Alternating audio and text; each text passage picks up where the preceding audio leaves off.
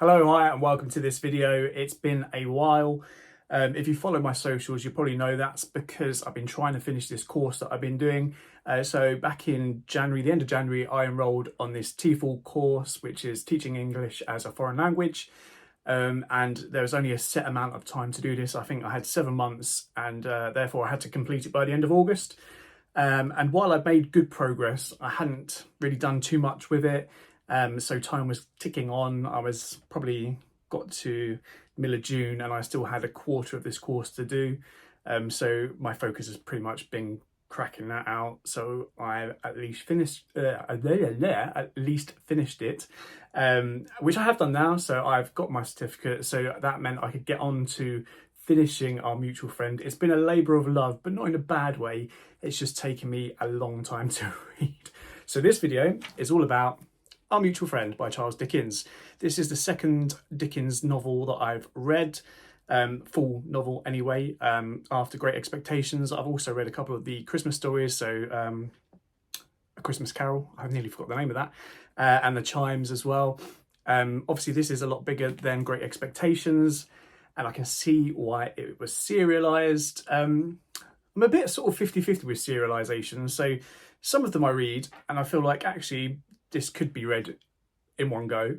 And others like this, I do feel it's quite nice to read, but not in monthly parts like it was originally serialised, but just like a couple of chapters a day. I've actually quite enjoyed that. When I did try and read sort of more than like 4 or 5 chapters in a day, I did find it a little bit draining, which I didn't want because I am enjoying it, or did enjoy it. So I stuck to about 2 or 3 chapters a day, which I do feel heightened my enjoyment of reading it. Anyway, so originally published, as I said, in serialised, I think it's 20 monthly parts between 1864 and 1865, I believe. Was it May? Yeah, May 1864 and November 1865. It's also kind of classed, I do believe, as Dickens' last big serialised novels. I believe The Mystery of Edwin Drood was meant to be serialised over 12 parts, but ended up not being completely finished. So yeah, this is his last big serialised book. So what did I think of Our Mutual Friend? I absolutely loved it. But as I said, I loved it in the way that I read it, so 2 or 3 chapters a day. I don't think you can, for me, I don't think I could have, let's put it that way, a sped read through this, read it in a week or so. I don't think I would have enjoyed it as much. Anyway, so Our Mutual Friend is a tale of many people intertwined, as a lot of Victorian novels were, as a lot of Dickens novels are. It heavily reminded me of The Way We Live Now by Anthony Trollope, mainly for its sort of focus on London life, class difference, and also all these multiple different storylines intertwining into one. But also a little bit of Armadale as well by Wilkie Collins, in the fact that it deals with not so much mistaken identity here, but a false identity, shall we say. I won't say too much about that, but it kind of gave me hints of that as well. So we have many different players from different class backgrounds as well. Can't speak today. So yeah, it's really hard to pinpoint a particular main character or even a couple of particular main characters. But as always with Dickens, we have the eccentric, we have the funny, we've got the boffins, who are quite lovely characters. We get John Harmon, who I suppose the main story focuses around, who we find dead at the beginning. He's washed up in the Thames. We have his meant to be love interest, Bella Wilfer. So John Harmon was meant to, in his father's will, was meant to marry Bella Wilfer to inherit his estate, but he would only inherit if he married this Bella Wilfer. And to be fair, we don't find out why this Bella Wilfer is so important, and I did hope that we get to the end of the story and it would say why John Harmon picked Bella Wilfer, but it didn't. But anyway, so then Bella's obviously distraught. She comes from a family, I wouldn't say they're really badly off. They have a home, which is a lot more than some people in Victorian England, Victorian London, but they're not rich. They don't have a lot. They kind of struggle from day to day. So all Bella thinks about is marrying money. That's all her focus is, marrying money. And when she finds this man who she was meant to marry for money is dead, she's that's her prospects gone. She needs to move out the house and she needs to find someone to marry for money. Anyway, the Boffins were quite close to the Harmons especially when John Harmon Jr. was younger. And because of John Harmon Jr.'s death, when John Harmon Sr. dies, they inherit the money. And likewise, they're not poor, but they're not extremely well off. And anyway, this money elevates them. And we see how that affects them and especially has a sort of changes Mr. Boffin, or does it? Anyway, so we have them. We also have the Hexam. So we have Gaffer Hexam, who we meet at the beginning, who is a waterwayman or waterman. They kind of go up and down the Thames, dragging stuff out the Thames, trying to make money out of what they find. Occasionally, they'll pull up the odd body, and that's what we have at the beginning, and it's the body of John Harmon. And then we are introduced to his daughter, Lizzie Hexam, who's one of the strong female characters in this book, and her brother Charlie, who, yeah, I'm not sure how I feel about Charlie. Like, at the beginning, he's quite intelligent, and he leaves the family home to go and school himself. And we think, he's trying to elevate himself, but he very much does it in a selfish way. And the way he treats Lizzie after he's left, it's almost like she's embarrassing him by doing what she's doing. And there's a lot of that in the book about self-interest and selfishness, not just with Charlie Hexam, but with characters like Silas Wegg, who tries to manipulate the Boffins, Mr. Boffin especially, and also some of the other characters, Fledgeby, the Lamels. And I do have to say, I watched a video by Katie from Books and Things, who calls them the Lamleys, so I don't know if I'm saying their name wrong, but I've been calling them the Lamels, so that's what I'm going to call them in this video.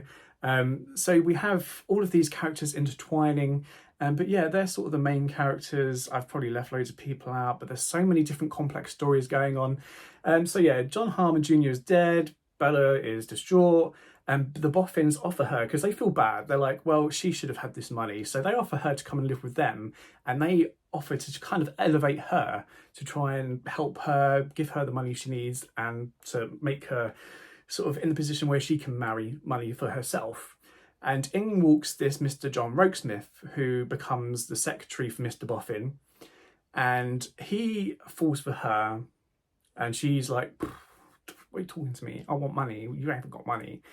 And this is where we see a love story begin, where we have Bella starting off in one way, and the effects she sees of money having on Mr. Boffin makes her kind of go the other way. And that's a really nice sort of contrasting story to see the Mr. Boffin starting off as this really nice, he doesn't have much money, but he's a really nice, lovely character who is influenced by the money going down. And we have Bella, who's like down here, who just wants money. She doesn't care about anyone else, who sees the effect it has on Mr. Boffin. And then she kind of is like, why do I want this money? What is it going to do for me? I'd rather just have no money and be happy, which is one of the lovely love stories. We have another sort of love triangle between Lizzie Hexam, and she has interest by a lawyer called Eugene Rayburn, but also Charlie's headmaster, Bradley Headstone. And this is another contrasting story we have from Class Difference, where Lizzie, she's kind of down here. She's not very, I don't want to say intelligent, I mean like academic, shall we say. She can't necessarily read and write, but she's got a good heart.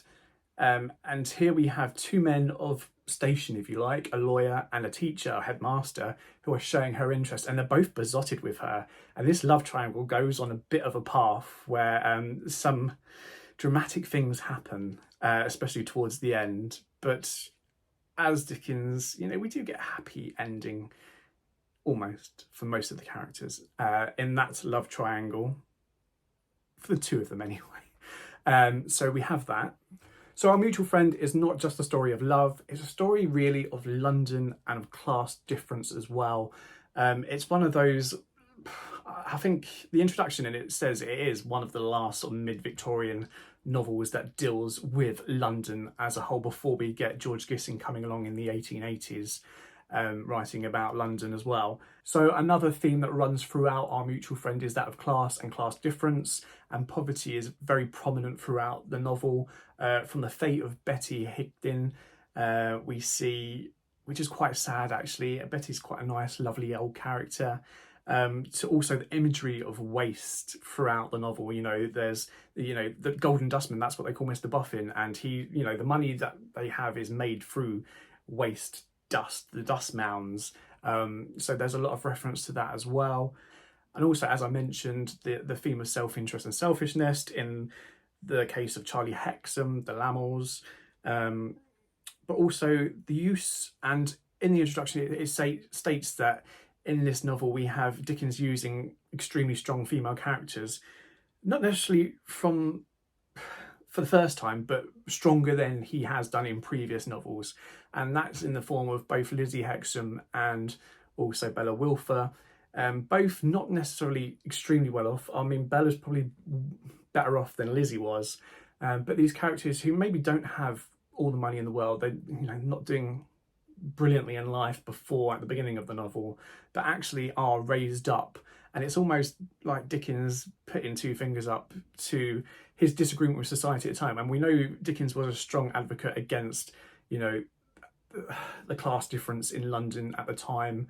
You know, at the time, it's, you know, a couple of people a week were dying on the streets of London, and he was extremely dissatisfied with that. So it's almost like his two fingers up going, actually, I'm going to have these characters, I'm going to raise them, and I'm going to show you that actually your idea of society is not what I imagine society should be.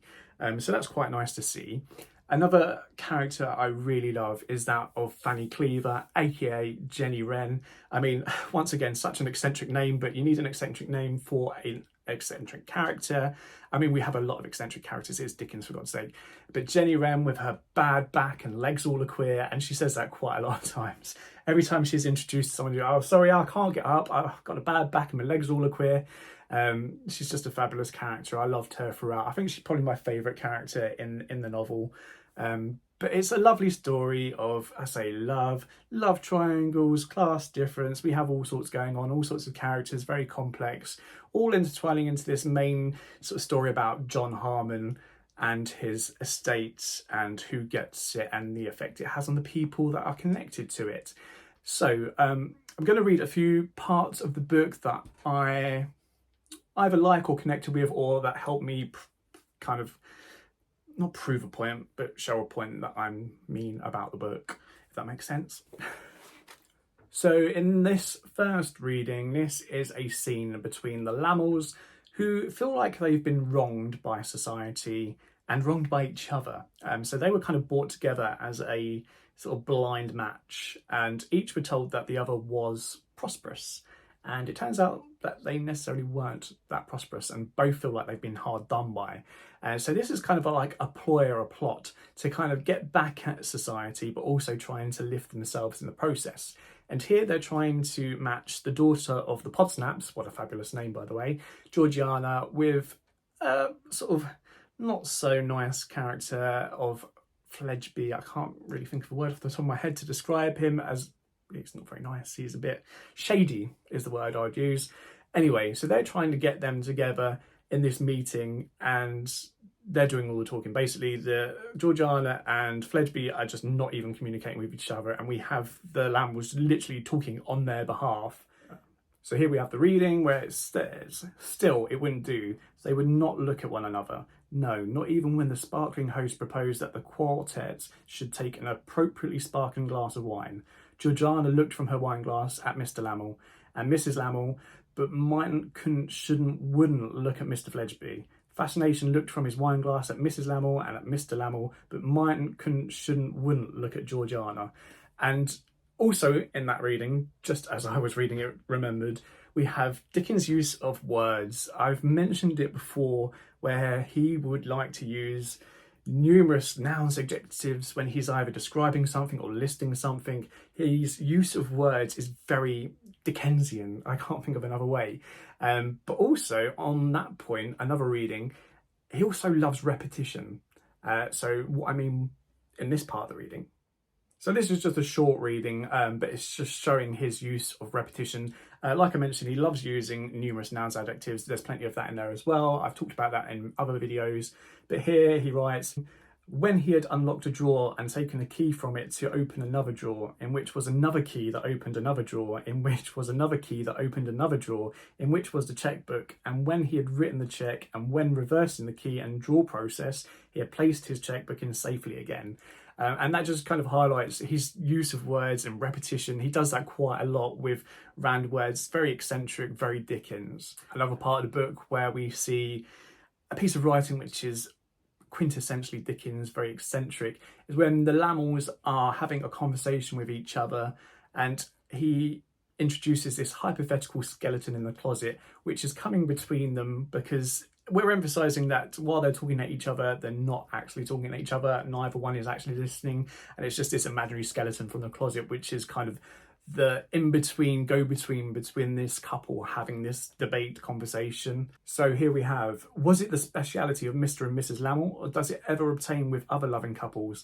In these matrimonial dialogues, they never addressed each other, but always some invisible presence that appeared to take a station about midway between them. Perhaps the skeleton in the cupboard comes out to be talked to on such domestic occasions. I have never seen any money in the house, said Mrs. Lamel to the skeleton. Except my own annuity, that I swear. You needn't take the trouble of swearing, said Mr. Lamel to the skeleton. Once more, it doesn't matter. You never turned your annuity to so good an account. I really find trouble with that one. Good an account? In what way? Asked Mrs. Lamel. In the way of getting credit and living well, said Mr. Lamel. Perhaps, said the skeleton, laughed scornfully on being entrusted with this question and this answer. Certainly Mrs. Lamel did, and Mr. Lamel did. So that just shows another kind of eccentricity we have from Dickens in his writing style. I mean, you cannot read a chapter of Dickens without knowing it's Dickens. Like, if someone gave you a chapter to read from a book you haven't read before, but you knew Dickens, you just know it would be Dickens, if that makes any sense. Sorry about my reading. I'm not brilliant. I haven't got my glasses on, and plus I just can't read aloud very well. That's why I do these videos, to help me practice. And one last reading that I have. So I keep talking about this eccentricity we have in Dickens' writing, but he can also write, just like his contemporaries, lovely regular imagery. And at the beginning of one of the chapters we have, Plashwater Weir Mill Lock looked tranquil and pretty on an evening in the summertime. A soft air stirred the leaves of the fresh green trees and passed like a smooth shadow over the river and like a smoother shadow over the yielding grass. And that just shows, he's not just a one-trick pony. He's not just this crazy eccentric man who writes all these weird and wonderful over-the-top excessive stories. He can just write lovely little lines that make you think, oh, that's nice. And that's kind of what that did for me there as well. So we have this whole collection of wonderful imagery throughout the novel as well, from this lovely, as I say, scenery we have around the lock, which is quite contrasting to actually what happens around that area, to the dark, damp, gritty streets of London, which most of the story takes place. So some beautiful imagery throughout as well. Overall, I really enjoyed Our Mutual Friend. I do think I'm going to enjoy a lot of the Dickens I've got. I've got so many on my bookshelf. I'm going to have to get through them at some point. I'm not sure what to read next. If you've got any suggestions, let me know down below. I've got David Copperfield, Bleak House. I've got Little Dorrit. I can't even see without my glasses. Dombey and Son. Anyway, you let me know what I should read next from Dickens. It's going to be a while because I've got so much else to read. It is Jane Austen July, and we're nearly at the end of July and I haven't read any Jane Austen. So I am going to at least read one, and that is going to be Sense and Sensibility. I believe this is the read-along, or was the read-along for Jane Austen July, but it was only for the first few weeks, so everyone's already finished it. So that's what I'm going to read. I haven't read any Jane Austen before, so I am looking forward to that. I am going to at least read one, so that is my next aim. Anyway, sorry for rambling. As always, thanks for watching. Until next time, bye.